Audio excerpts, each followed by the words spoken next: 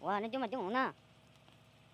Oh, iper, plan yung go. Trong hết, tiền trong tàu mana?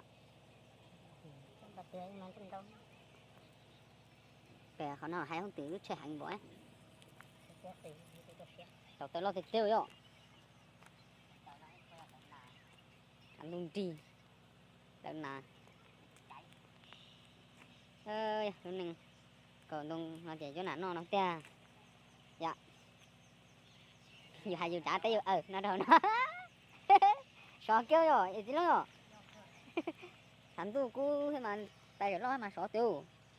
Chỉ cả chỉ lẽ cá là bé non thế rồi. Dạ cơ. Đợt nào là chung một tên hú đi thôi. Sáng kêu tại hú luôn thế.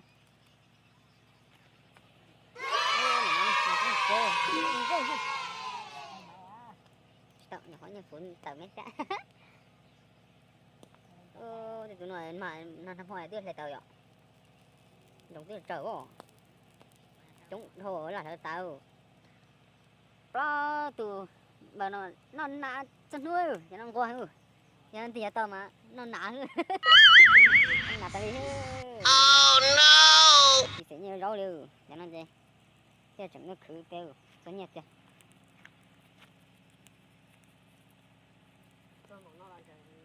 Chạy nhẹ. Chờ nó bị to thế nó rồi, đây nè. Mà cái tương tự. Rồi cái này nó nhận rõ nữa. Cái này cho rồi YouTube cái này nhận rõ. Dạ rồi cái này nhận rõ theo.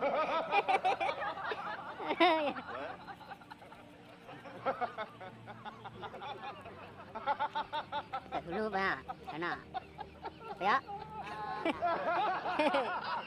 Thực tế tại thử lưu thư là nào? Giờ tao nói chuyện gì chưa mà thế nhở? Kêu thư. Ngồi tí hết tao nói thế. Sao tao nói chút thế?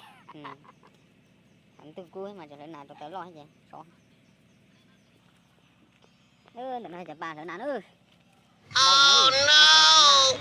Chả cho tao nó sợ gì tao nó cũng nhé. Giờ là thầy cho tao nó cũng nhé tạ vậy để mà cho nó ba cho thầy nó nằm đông nó được thích cho nó. Mà nên nó nằm tao chân nó nữa. Ở thì nó nè. Cái sợ mà nạt cái gì vậy?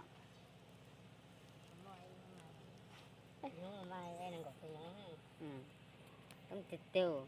Đó là thuế tơi đấy là tái trò thôi. Lúc họ chú là gì lấy từ như vậy tao nhỏ thế à, lúc họ chú nó tiêu.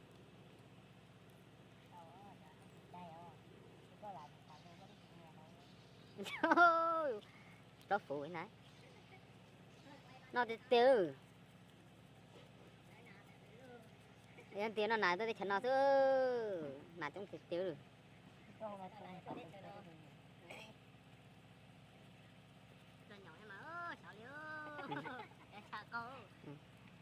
Họ biết chơi nó chơi rồi rõ kìa chúng mà muốn biết chơi rồi nó vậy nó biết chơi vậy nó nhỏ thế à nó cho nó. Ok.